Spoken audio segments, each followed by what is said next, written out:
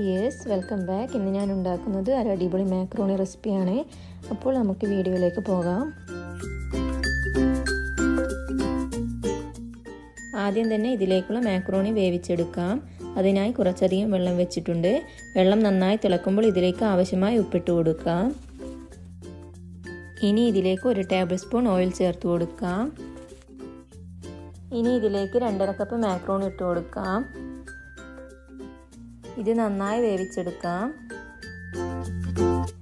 Macaroni നന്നായി വെന്ത് വന്നിട്ടുണ്ട്. ഇനി ഇതൊരു സ്റ്റെയിനറിലേക്ക് ഇട്ട് കൊടുക്കാം.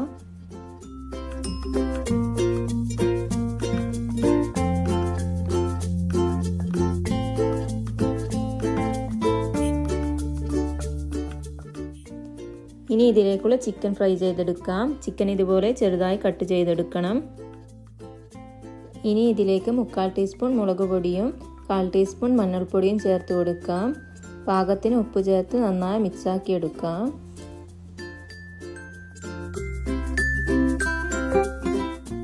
ചിക്കൻ ഫ്രൈ ചെയ്യാൻ കുറച്ചധികം ഓയിൽ ഒഴിച്ചു കൊടുക്കാം. ഓയിൽ ചൂടാകുമ്പോൾ ചിക്കൻ ഇട്ട് കൊടുക്കാം. ഇത് ഫ്രൈ ചെയ്തെടുക്കാം. ചിക്കൻ ഫ്രൈ ആയിട്ടുണ്ട്. ഇത് എണ്ണയിൽ നിന്ന് മാറ്റാം.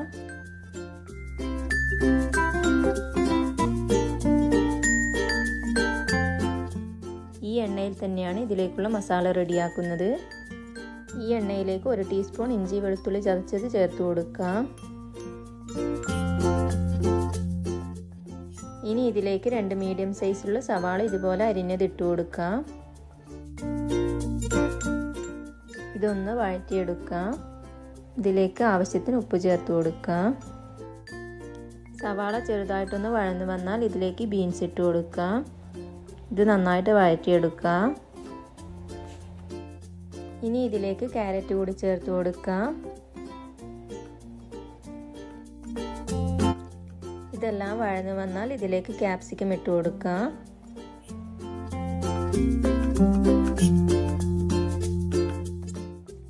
ഇനി ഇത് അടച്ചു വെച്ച് 2 മിനിറ്റ് വേവിച്ചെടുക്കാം. 2 മിനിറ്റിന് ശേഷം തുറന്നു നോക്കാം. ഇനി ഇതിലേക്കുള്ള പൊടികൾ ഇട്ട് കൊടുക്കാം.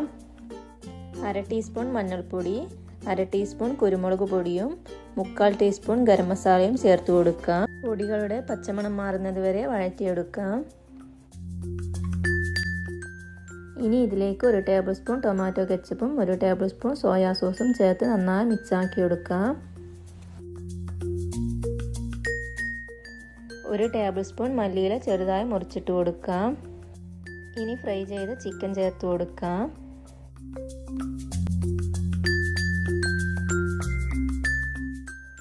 ഇനി നേരത്തെ വേവിച്ച മാക്രോണി ഇട്ട് കൊടുക്കാം.